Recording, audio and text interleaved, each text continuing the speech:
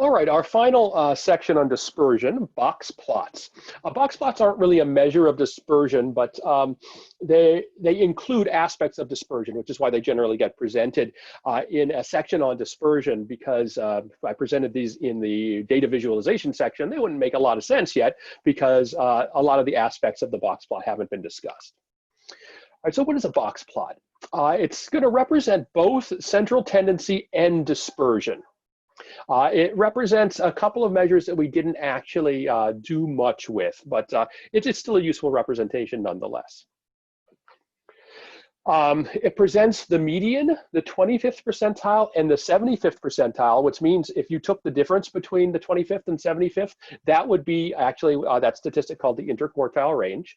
It also represents the highest and the lowest values that aren't extreme scores or outliers.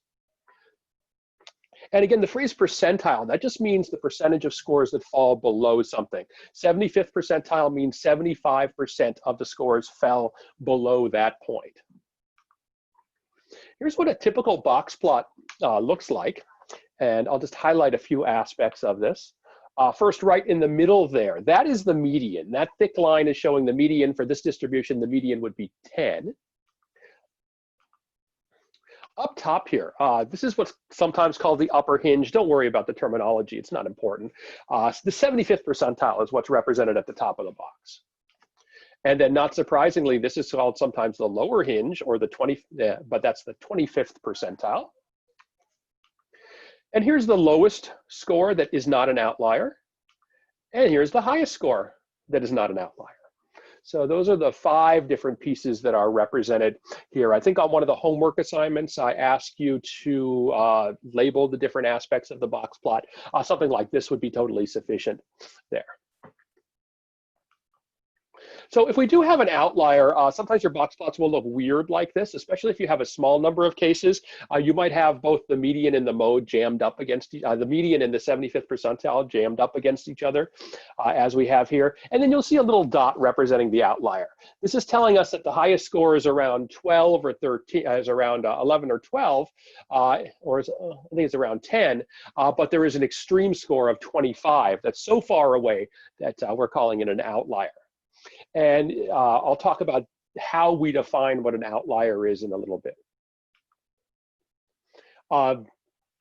For our data, here's what a box plot looked like for the example with the first GA's grades. You can see that you've got the median right at 75 as we calculated, and then 75th percentiles around 85, 25th percentiles around 65, and so on. And we don't have any scores that would be termed outliers. So what exactly is an outlier? An outlier is an extreme score, but that's a somewhat unsatisfying definition because, what does it mean to be an extreme score? What exactly is extreme? Different people use different definitions. It's a point that stands out from the rest of the distribution.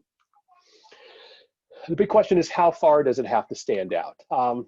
Most definitions are going to focus on distance from the mean in terms of units of standard deviation.